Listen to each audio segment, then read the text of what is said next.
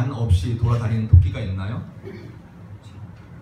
별조부전에 나오는 토끼는 용왕에게 그렇게 이야기했습니다. 자신이 그런 토끼라고, 간 없이 뛰어다니고 그리고 여기저기 다니는 그런 토끼라고 말했습니다. 토끼간이 너무 귀중하고 또 탐내는 이들이 너무 많아서 육지 어디인가 숨겨놓고 다닌다, 이렇게 말하지 않습니까? 상식적으로 말이 안 되지요. 이성을 가지고 있는 사람이라면 그 말을 누구도 믿지 않습니다. 그런데 우리가 한번 생각을 해볼 것이 있습니다. 성경이 말하는 인간의 모습이 그와 매우 흡사하지 않을까 싶습니다. 간 없는 그 토끼같이 인간은 영원한 생명 없이 자기가 누구인지, 무엇을 향하여 다른 박질하고 있는지, 오늘 내가 여기에서 왜 있는지 알지 모르는 채 살아가는 모습이라면 우리도 간 없이 살아가는 토끼와 별반 다르지 않을까 싶습니다. 이러한 답을 먼저 알아챈 사람들이 있습니다. 어찌 보면 머리 좋고 또 고민도 많고 생각도 많은 사람들이지요. 그 사람들은 생각을 합니다. 10년 후에 또 100년 후에 아니면 1000년 후에 그 후를 생각해 보니 영원한 생명 없는 인생이라는 것이 얼마나 허무한 것인지, 또 진짜 자기 자신, 진정한 자아가 없이 살아가는 것이 얼마나 허무한 것인지를 알게 되었지요. 꼭 안개 같고 먼지 같고 시드는 꽃 같아서 행하는 모든 것들에 거기에 의미가 없다는 것을 알고 그렇게 답을 내립니다. 내가 어차피 죽어 없어질 것인데 그게 나와, 이 세상 남은 세상에 나와 무슨 관계가 있는가? 모든 것이 어차피 나와 아무 상관이 없지 않는가? 내가 이 땅에서 소멸되어진다면 내가 이렇게 지금까지 열심히 수고하고 살아가는 것이 무슨 의미가 있는가? 라고 그렇게 되묻기 마련입니다. 여러분, 이런 사람들은 어떠한 삶을 선택을 할까요? 여러분이 이런 생각을 하고 있다면 내가 지금 이 일을 왜 하나? 아무 의미가 없지, 살 의미가 별로 없는데 어쩔 수 없이 하는 것이지 라고 하는 허무에 가득 차 있다면 우리는 세상과 나를 어떻게 이해하고 있고 또 어떠한 삶을 선택하고 있을까요? 가장 과격한 선택은 아무래도 아무것도 하지 않는 것이라 할 수 있을 것 같습니다. 삶과 인생에 대해서 아무런 의미를 못 찾으니 삶이 무기력해지지요. 자연히 잠이 많아지고 자연히 생각하고 활동하기를 싫어합니다. 이리 뒹굴 저리 뒹굴 이렇게 침대 위에서 뒹굴기만 합니다. 성경 잠언에서 그런 사람을 뭐라 부릅니까? 게으른 자라고 부릅니다. 그냥 나태한 정도가 아니라 이런 인생의 허물을 가지고 오늘 나의 삶의 수고가 무슨 의미가 있는가 라고 판단을 내리는 사람을 성경에서는 게으른 사람이라고 이야기합니다. 좀 다르죠, 우리하고? 그래서 성경 잠언에서 이렇게 말하지 않습니까? 19장 24절에서는요, 게으른 자는 자기 손을 그릇에 넣고서도 입으로 올리기를 괴로워한다 라고 말합니다. 또 22장 13절에서는요, 게으른 자는 말하기를 사자가 밖에 있은즉 내가 나가면 거리에서 찢기겠다, 그러니 내가 못 나가겠다, 그렇게 말을 하지요. 새로운 것을 시도하거나 행하는 것을 무척이나 힘들어합니다. 그 근본 원인이 뭡니까? 원래 좀 게을러가 아니라 파고 또 파고 또 파면 그가 인생의 허물을 지금 경험하고 있고 거기에 영향을 받고 있는 것이지요. 그래서 그냥 부지런해지는 게 목적이 되어서는 안 되고 자기 허무의 문제를 해결을 해야 합니다. 그러니 새로운 일을 해하는데 핑계가 많고 이유가 많고 그렇습니다.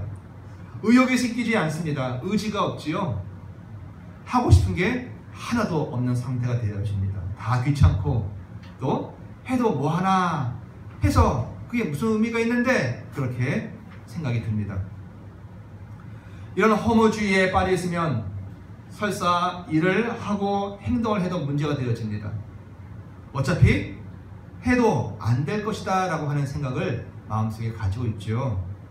어차피 별로 의미가 없는 일을 먹고 살려니까 또 누가 보채니 어쩔 수 없이 한다라고 생각을 하는 것이죠.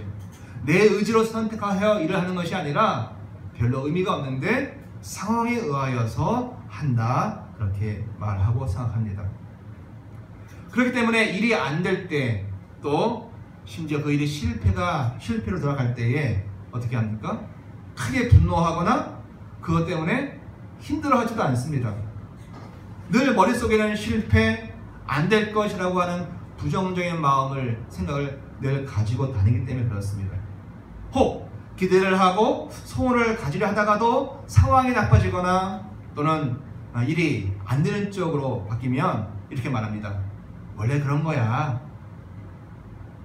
내 그럴 줄 알았어. 원래 안 되는 일이야. 그렇게 말하죠. 남들이 보면 아주 너그러워 보입니다. 남들이 보면 아주 포용력이 커 보입니다. 세상을 발견한 것 같고, 그리고 세상 이런저런 일들에 거의 휩싸이지 아니하고 그냥 자기 삶을 살아가는 것 같습니다. 그러나 사실은 나 자신도 희망이 없고 또 세상 그 어디에도 희망이 없다라고 하는 그 생각 속에서 그러한 생각과 결단과 행동을 하는 것이지요. 이 땅에 희망이 없으니 그렇게 여기는 것이죠. 여러분, 이런 허무주의가 누구에게 많을까요? 세상에 참 많이 있습니다. 다른 데도 많이 있습니다. 그런데 조심할 것은 교회에 다니는 사람들에게도 이런 현상을 많이 발견할 수가 있다는 것이죠. 왜 그렇습니까? 모든 사람이 다 죄인이다. 세상은 악으로 다 가득 차 있다. 그 세상에는 희망이 없다. 그렇게 믿는 게 그리스도 아닙니까? 또 육이라는 것은 참 무익하다라고 우리가 성경에서 읽은 적이 있습니다. 그렇게 성경을 잘못 읽고 한쪽으로만 편향되게 읽으면 이렇게 되어지는 것이죠. 세상은 간데없고 쓸모없고 무기력한 나만 남았다라고 생각을 하기 때문에 삶의 허무함이 가득 차 있게 됩니다. 이런 생각으로 가득 차면 신앙의 색깔도 이상해집니다. 그들에게 지겹고 또 의미 없는 세상은 우리가 삶을 살고 있는 세상은 어떤 세상입니까? 경주하고 또 무엇인가 열심히 살아가야 할 세상이 아니라 어떻게 해서든지 빨리 지나가야 할 그러한 세상으로 이해가 되어지는 것이지요. 빨리 지나가야 할 헛된 것에 불과하다라고 이해가 됩니다. 그래서 시간은 빨리 흘러가야 합니다.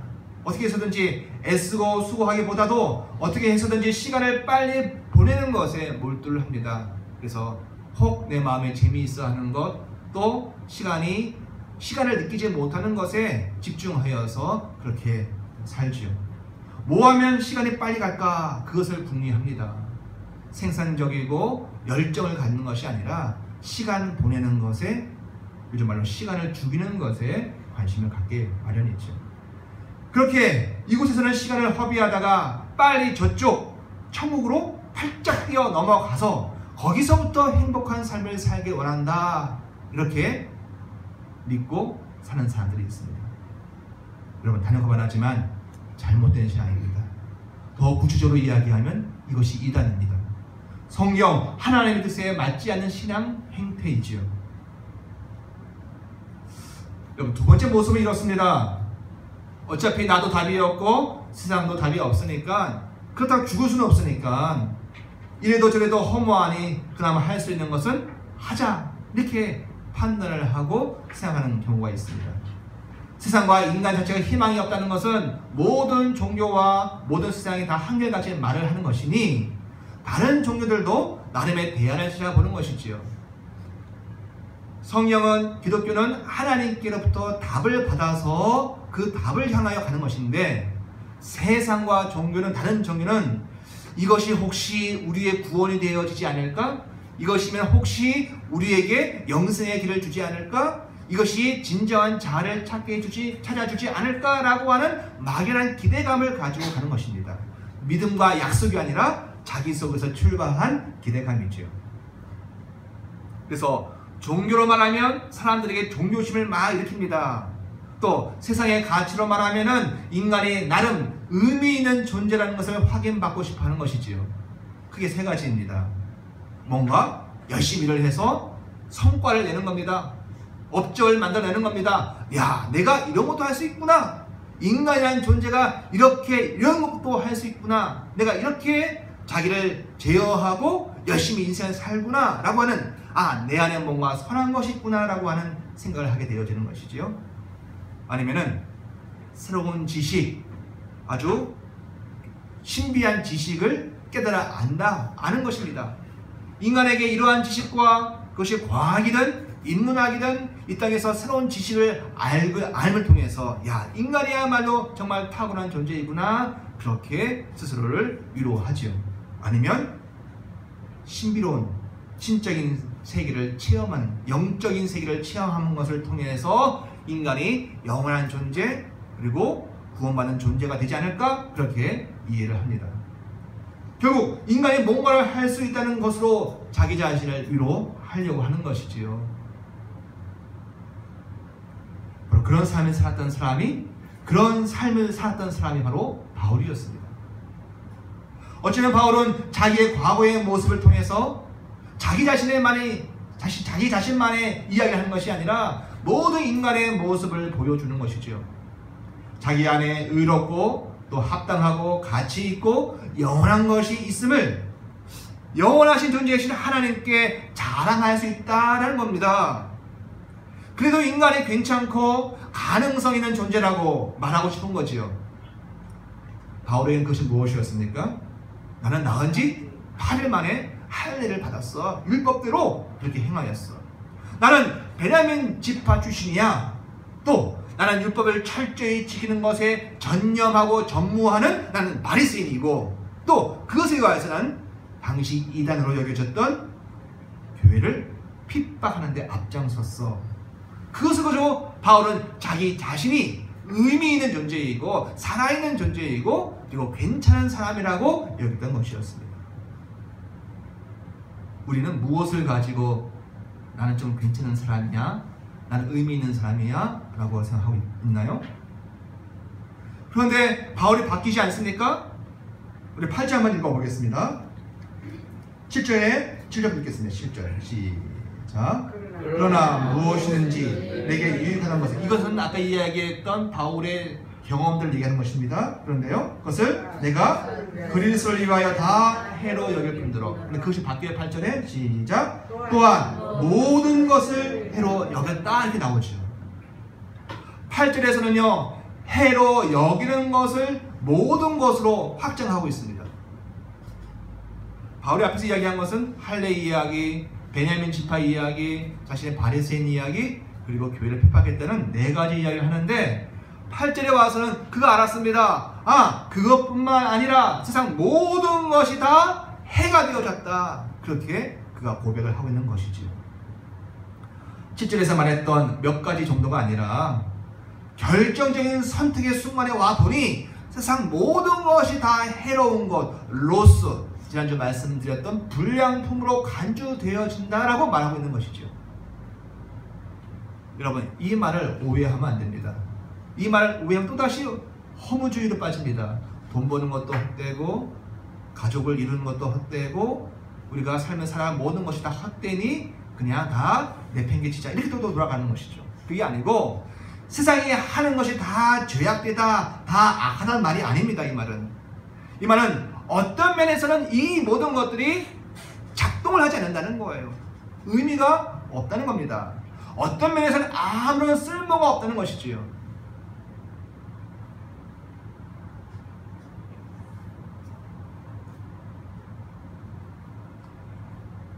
돈도 좋고 지식도 좋고 명예와 인기도 좋은데 이 모든 것이 어떤 면에서는 전혀 도움이 되지 않는다는 것을 말하고 있는 것이죠. 무엇이요? 무엇과 비교해서요? 내 주 그리스도 예수를 아는 지식이라고 하는 그 압도적이고 무한하고 독보적인 가치와 비교를 볼 때에 다른 세상 어떤 것도 사용할 수가 없는 불량품에 불과하다라고 얘기하고 있는 것입니다. 지금.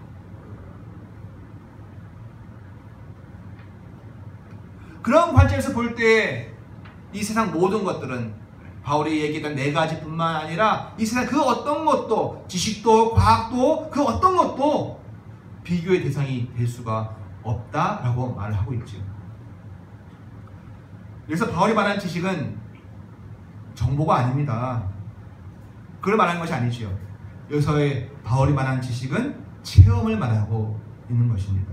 무슨 체험입니까? 그리스도이신, 그리스도란 말이 구원자이십니다. 바로 그리스도이신 예수님을 체험했다는 얘기입니다. 무엇을 체험했다는 얘기입니까? 모든 사람들이 함께 TV에서 봤던 그런 모습이 아니고 바로 지극히 개인적인 나의 주님, 나의 주님이라고 그가 체험했다는 것입니다. 인간에게 희망이 없고 세상이 악하다는 것은 참 맞는 말인데, 이 체험을 하는 사람은 그 모든 굴레에서 해방받는 것이죠. 허무 속에서 빠져 살지 않는 것이죠. 이 체험, 바로 그리스도이신 예수님이 나의 주님이시다, 다른 사람 모르겠는데 바로 나의 주님이시다라고 바울이 체험을 한 것이죠. 이 체험을 하는 사람은 삶의 의미가 생기는 것입니다. 바로 예수 그분이 나를 이 허무하고 의미 없는 세상에서 나를 구원하신 주 하나님이시라는 것을 체험할 때 이러한 일들이 생기는 것이죠. 그런데 세상 모든 것들은 나에게 이런 의미를 주지는 못한다고 지금 이야기하고 있는 것입니다. 왜 돈이 필요 없어요? 돈 있으면 좋은데 여행도 가고 맛있는 것도 먹고 좋은 집에 살고 다 좋죠. 그런데 그 돈을 가지고서는 인생의 진정한 허물을 해결하지는 못한다는 것입니다. 사람은 인간 예수로 아는 모든 사람들은 인간 예수로 아는 그분을 바울은 바로 나의 구원자이시며 나를 보호하신 보호자이신다라고 지금 고백을 하고 있는 것입니다.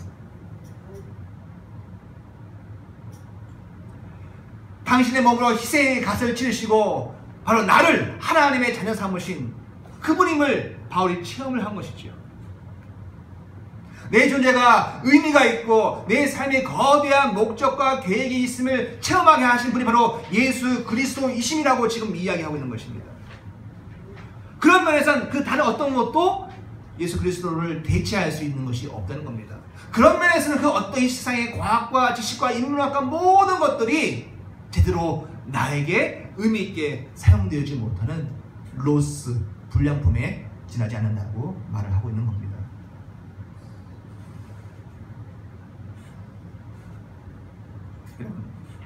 내 존재가 의미가 있습니까? 내 존재에 내가 이 땅에 사는데 삶의 목적과 분명한 계획이 있나요?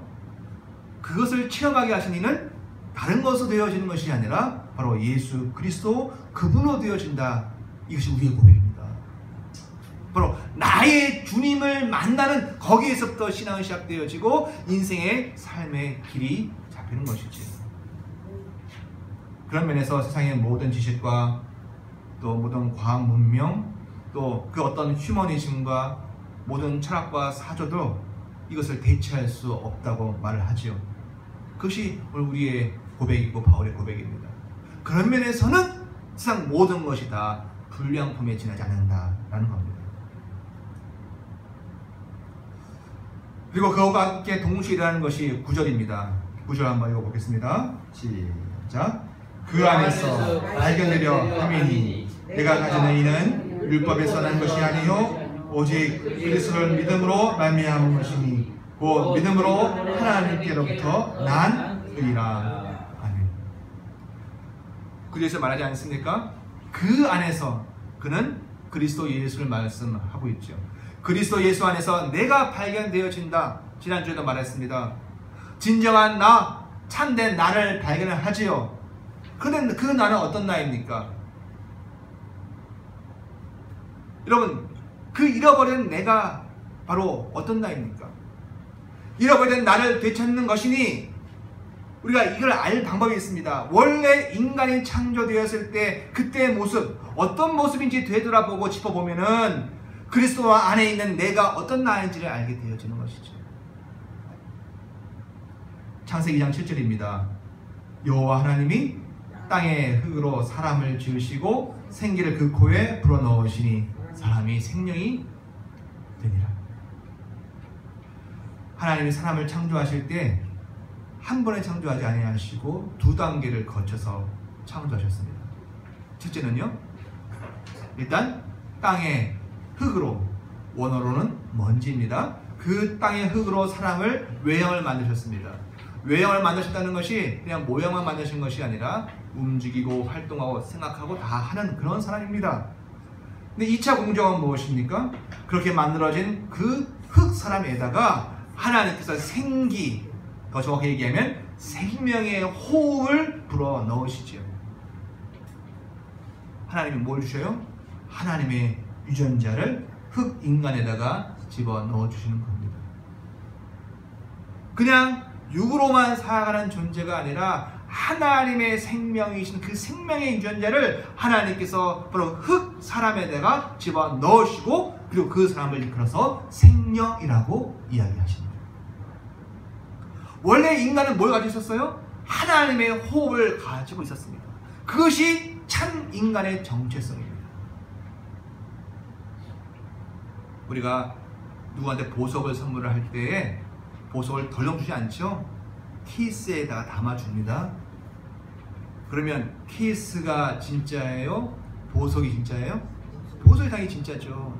그냥 케이스만 가지고 가실래요? 아니지 않습니까? 그 케이스는 보석을 담기 위한 필요한 것이죠. 진짜는 그 안에 있는 보석입니다.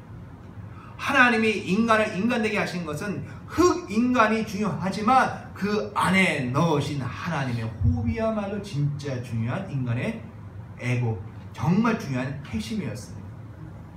생각하고 판단하고 그리고 자유의지가 있어서 선택할 수 있는 신의 유전자, 하나님의 유전자, 또한 그 신이신 하나님과 같이 동일한 생명의 그 형태를 따라가기 때문에 결코 죽을 수 없는, 죽지 않는 그런 영원한 존재로, 또한 이 땅에 하나님을 대신하여 하나님의 대리자로 땅을 다스리는 존재가 되어졌던 것이 인간의 바로 그 모습이었죠. 무엇이 있어야 됩니까? 그 안에 하나님의 생기, 하나님의 호흡이 있어야 했죠. 하나님과 이어져 있는 상태에서는 바로 늘 하나님의 호흡이 우리 속에 공급이 되어집니다. 하나님의 자녀의 신분으로 그 탁월함을 누릴 수 있었는데 문제가 생기지 않았습니까? 바로 에덴 동산의 그 선악과 사건이었습니다. 하나님이 하나님을 필요로 하지 않았습니다. 하나님과의 관계 질서가 파괴되어진 거죠. 그것을 성경에서는 죄라고 합니다. 무엇이에요? 원래 어떤 행위로 무엇을 범한 것 이전에 그 근원이 되어진 하나님과 하나님의 호흡이 내 안에서 끊긴 겁니다. 심폐소생을 해야 하는데 끊긴 거고, 어항에다 늘 산소를 공급해야 하는데 그것이 끊긴 거고, 지하에다가 계속 사람이 살 수 있으려면 공기를 투입해야 되는데 그것이 끊겨버린 것입니다. 심지어 창세기 6장에서는 하나님께서 이렇게 말씀하십니다. 여호와께서 이르시되 나의 영이 영원히 사람과 함께 하지 아니하리니 이는 그들이 육신이 됩니다. 사람이 선택을 했죠. 더 이상 하나님의 영 필요 없이 육으로만 살겠다라고 선택을 한 것이죠. 그렇습니다. 나의 구원자 그리스도 예수가 내 안에 오시기 전까지는 모든 인생과 인류는 영원한 하나님의 생명을 가지지 못하고 단지 흙인간으로만 삽니다. 그러니 어떻게 해요? 허무함을 느끼고 그 허무함 속의 인생을 망가뜨리고 삽니다.